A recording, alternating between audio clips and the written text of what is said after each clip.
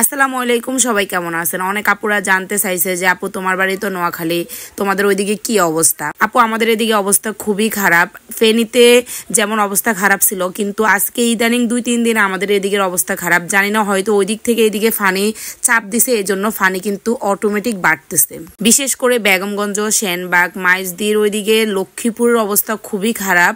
তারপরে বেগমগঞ্জ অবস্থা খুবই খারাপ, সেনবাগের অবস্থা খারাপ। আমাদের সোনাইমুড়ির অবস্থা বলতে গ্রাম সাইড গুলা বেশি অবস্থা খারাপ। এটা হলো আমার গ্রামের বাড়ি। অনেক আপুরা বলে যে তুমি এখানে থাকো না। আপু, এটা আমি এখানে থাকি না।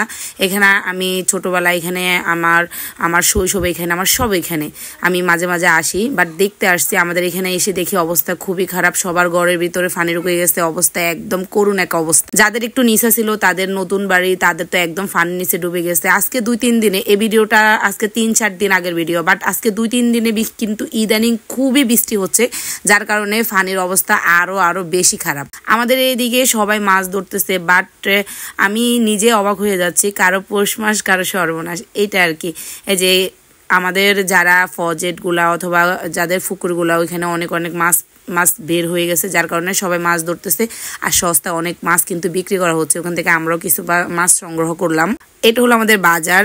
আমি এই বাজারটা কিন্তু মানে এত উঁচা ছিল, আমি ভাবতে পারি না বাজারের উপরে ভিতরে এত বেশি পানি উঠছে। তাহলে নিচে যে গ্রামগুলা, মানে আমাদের এদিকে গ্রামের অবস্থা বেশি খারাপ, সবাই আশ্রয়কেন্দ্রে অবস্থিত।